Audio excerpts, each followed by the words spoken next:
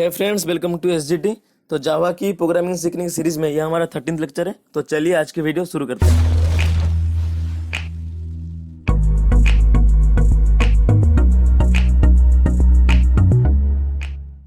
तो आज जो प्रोग्राम है हमारा वो है write a Java program to print the first and odd natural numbers. तो इसका मतलब ये हुआ कि हमको सिंपल करना है कि हमको यूजर से एक नंबर इनपुट लेना है, उसी नंबर तक 1 से लेकर उसी नंबर तक जितने भी ऑड नंबर्स है उसको हमको प्रिंट करवाना है।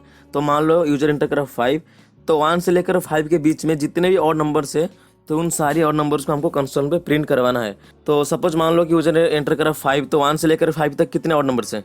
अगर हम ऑड नंबर की बात करें तो 1 से लेकर 5 के बीच में 1 है, 3 है और खुद 5 है। तो इन तीनों नंबर को हमको आउटपुट के हिसाब से चाहिए कंसोल पर। तो चलिए इस प्रोग्राम को बना के देख लेते हैं, इसको बनाते कैसे। तो यहाँ पर मैं अपनी जो टेक्स्ट एडिटर है उसको ओपन कर चुका हूँ, इसको एक बार सेव करते हैं। तो मैंने कुछ इस तरह से करा, ऑड अंडरस्कोर नेचुरल डॉट जावा। तो ये सेव हो चुका है। अब हम कोड लिखना शुरू करते हैं। तो मैंने यहाँ पर रखा क्लास। जब हम जावा की कोडिंग करते हैं तो हम क्लास से शुरुआत करते हैं।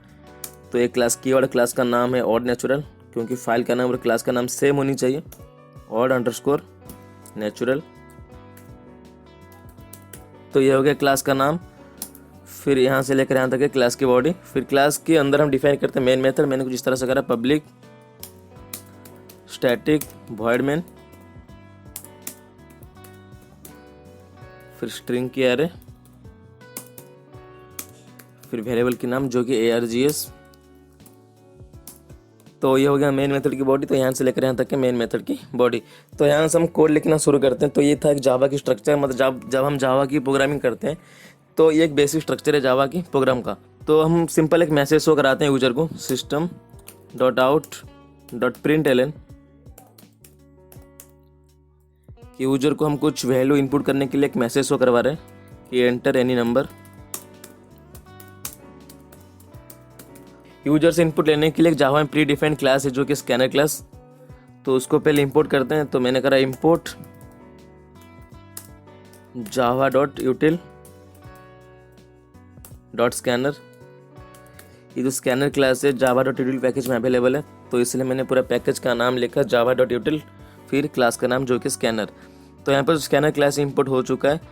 अब यूजर से इनपुट लेने के लिए इसका ऑब्जेक्ट बनाना पड़ेगा। तो मैंने यहाँ पर करा स्कैनर एससी, स्कैनर ऑब्जेक्ट का रेफरेंस जो है एससी, न्यू स्कैनर। तो न्यू कीवर्ड की मदद से हमेशा ऑब्जेक्ट क्रिएट होता है। तो मैंने यहाँ पर करा सिस्टम डॉट इन, ताकि हम कीबोर्ड से इनपुट ले पाएँ।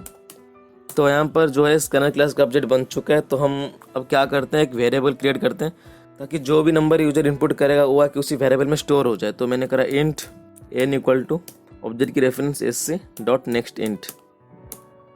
तो जो एससी ऑब्जेक्ट की रेफरेंस और जो नेक्स्ट इंट है ये प्री डिफाइंड फंक्शन है जिसकी मदद से हम इंटीग्रल वैल्यू को इनपुट के हिसाब से ले सकते हैं।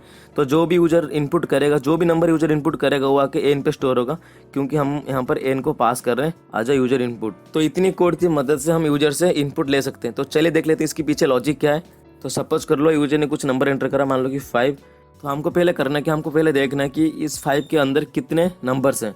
तो पहले अगर 5 की बात करें तो 1 2 3 4 और खुद 5, तो इतने नंबर्स हैं 5 के बीच में। तो हमको सिंपल आउटपुट में शो करना क्या है, हमको आउटपुट में शो करना है 1 से लेकर 5 के बीच में कितने ऑड नंबर्स हैं। तो इवन नंबर का मतलब ये होता है कि अगर कोई भी नंबर 2 से डिविजिबल है तो ये इवन नंबर है, अगर 2 से डिविजिबल नहीं है तो ऑड नंबर है। तो सिंपल भाषा में बताएं तो यहाँ पर इवन नंबर क्या क्या है। अगर हम इवन नंबर की बात करें तो यहाँ पर इवन नंबर क्या क्या है। इवन नंबर की बात करें तो इवन नंबर है 2 और 4, क्योंकि ये 2 और 4 2 से डिविजिबल है तो इसीलिए हम इनको इवन नंबर्स बोलते हैं। अगर कोई भी नंबर 2 से डिविजिबल नहीं है उसको हम ऑड नंबर बोलते हैं। तो ऑड नंबर यहाँ पर क्या क्या है, अगर ऑड नंबर की बात करें तो पहले 1, फिर 3 और खुद 5। तो ये 3 नंबर को हम ऑड नंबर बोलते हैं और ये 2 नंबर को हम इवन नंबर बोलते हैं।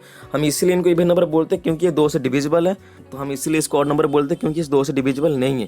तो अगर मैं इवन नंबर की बात करूँ तो मान लो जो भी नंबर होगा, मान लो कि नंबर मान लो n है, अगर n 2 से डिविजिबल है, अगर 2 से डिविजिबल होने के बाद जो रिमाइंडर है वो 0 आता है तो हम इसको इवन नंबर्स बोलते हैं। तो ये सिंपल है, अगर कोई भी नंबर 2 से डिविजिबल हो और उसका जो रिमाइंडर हो 0 आए तो इसको हम इवन नंबर्स बोलते हैं। इसका ऑपोजिट है ऑड नंबर।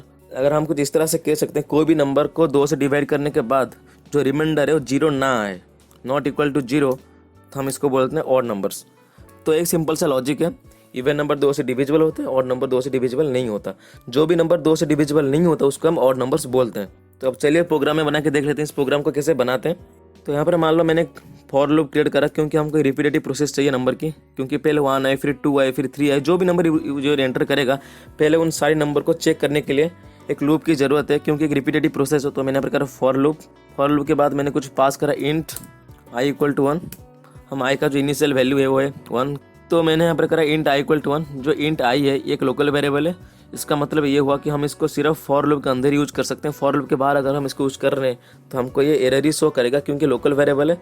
तो मैंने यहाँ पर करा for int i equal to 1। तो ये जो आई है इक्वल टू 1 है, मतलब आई का इनिशियल वैल्यू 1 है, तो हमको आई का जो वैल्यू है उसको 1 से लेकर कहाँ तक चलानी है, जो भी नंबर यूजर एंटर करेगा वो आके एन पे स्टोर होगा। तो हमको आई की वैल्यू 1 से लेकर एन तक चलानी है। तो मैंने यहाँ पर करा I less than equal to N और फिर आई प्लस प्लस। ये जो आई प्लस प्लस मैंने करा ये एक इंक्रीमेंट ऑपरेटर है, जिसकी मदद से आई की वैल्यू इंक्रीज होगा बाय 1। अगर आई की वैल्यू 1 है तो ये इंक्रीज होगा 1 + 1 = 2। अगर आई की वैल्यू 2 है तो ये 2 से बढ़कर 3 हो जाएगा, 3 है तो 3 से बढ़कर 4 हो जाएगा, मतलब बाय 1 इंक्रीज होगा आई प्लस प्लस की मदद से। तो मैंने यहाँ पर एक फॉर लूप क्रिएट करा। तो हम क्रिएट करते हैं फॉर लूप की बॉडी। तो यहाँ से लेकर यहाँ तक है फॉर लूप की बॉडी। तो यहाँ पर मैंने एक कंडीशन डाला जो कि है if i modulo 2 not equal to 0। अगर आई की जो भी वैल्यू होगा वो 2 से डिविजिबल होकर 0 प्रोवाइड नहीं कर रहा, मतलब रिमाइंडर जो है 0 नहीं हो रहा, तो हम सिंपल इसको बोलते हैं ऑड नंबर। तो मैंने यहाँ पर करा system dot out dot println. तो मेरे को सिंपल करना है कि आई की वैल्यू को प्रिंट करवाना है। तो मैंने यहाँ पर स्पेस के लिए यहाँ पर इसको यूज करा कि नंबर के बीच में स्पेस आ जाए, ताकि समझ में आसानी हो किसके बाद कौन सा नंबर आ रहा है। तो मैंने यहाँ पर आई की जो वैल्यू उसको प्रिंट करा। तो सिंपल ये प्रोग्राम बनके तैयार है। इसको पहले समझते हैं। तो मान लेते हैं कि यूज़र एंटर करा 5। तो यूज़र जो भी नंबर एंटर करेगा वो आके एन पे स्टोर होगा।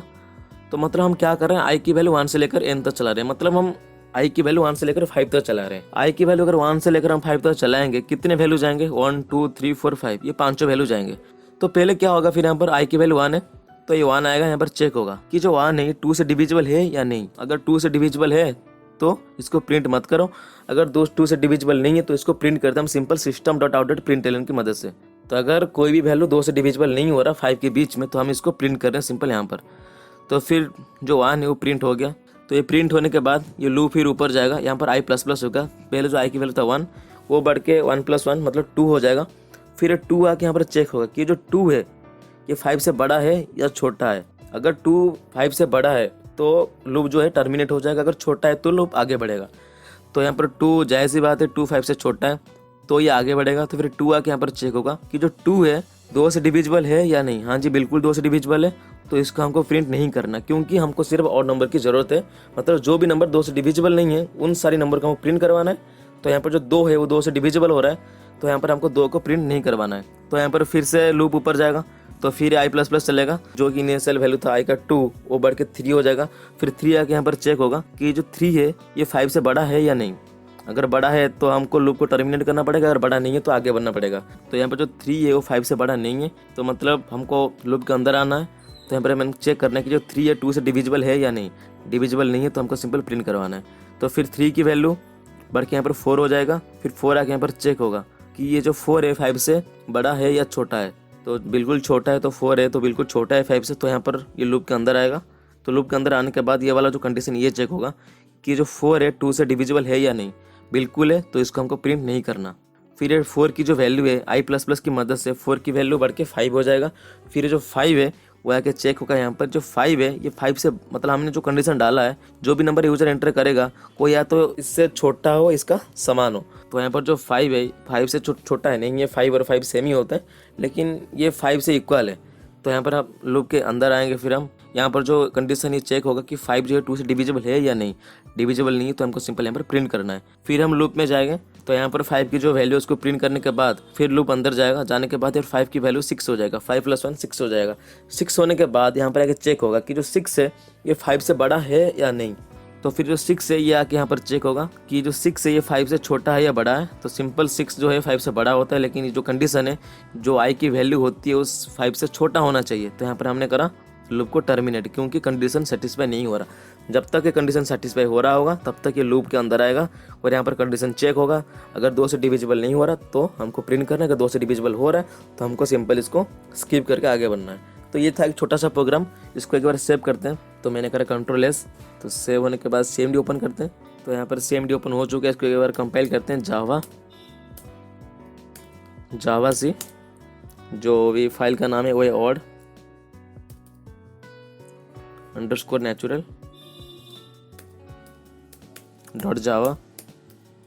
कंपाइल टाइम हमेशा फाइल का नाम यूज होता है। तो यहाँ पर ये प्रोग्राम चल रहा है, इसमें कोई भी एरर नहीं है, जो प्रोग्राम है वो एरर फ्री है। तो इसको एक बार रन करते हैं। जावा और जो क्लास का नाम यहाँ पर यूज होता है, तो मैंने करा odd _ natural। तो यहाँ पर एक मैसेज शो हो रहा है जो कि एंटर इन नंबर, हम कोई भी नंबर एंटर करते हैं। मान लो मैंने 5 एंटर करा, तो यहाँ पर जो भी आउटपुट है वही एक्सपेक्टेड आउटपुट शो हो रहा है, जो कि 135, जो कि सारे के सारे ऑड नंबर से 1 से लेकर 5 के बीच में। तो आउटपुट को एक लाइन में चाहिए, तो मैंने यहाँ पर कुछ इस तरह से करा। प्रिंट लाइन हटा रहा हूँ, सिर्फ प्रिंट रख रहा हूँ। जो एलएन से न्यू लाइन क्रिएट होता है, हमको न्यू लाइन की जरूरत नहीं है। तो यहाँ पर मैंने करा system.out.print सिर्फ। तो यहाँ पर इसको सेव करते हैं। एक बार इसको कंपाइल करा मैंने, इसमें कोई भी एरर नहीं है। रन करते हैं, रन भी हो रहा है, तो मैसेज हो रहा है। तो हम कुछ एंटर करते हैं 10। तो 1 से लेकर 10 तक जितनी भी ऑड नंबर्स हैं वो सारे यहाँ पर शो हो रहे हैं। एक बार और करते हैं 100। तो 1 से लेकर 100 तक जितने ऑड नंबर्स हैं तो सारे यहाँ पर शो हो रहे हैं। तो एक बार करते हैं 1000। तो आप देख पा रहे हो 1 से लेकर 1000 तक जितने भी ऑड नंबर से वो सारे यहाँ पर शो हो रहे हैं। तो ये था एक छोटा सा प्रोग्राम, आपके सिस्टम में बना के देखिएगा। अगर कहीं भी फंसते हो, कुछ भी एरर आता है, आपकी जो डाउट है आप मेल कर सकते हो हमको, जो नीचे मेंशन हो रहा है मेल आईडी, तो उसमें आप मेल कर सकते हो। तो आज के लिए बस इतना ही, मिलते हैं नेक्स्ट वीडियो में। Thanks for watching.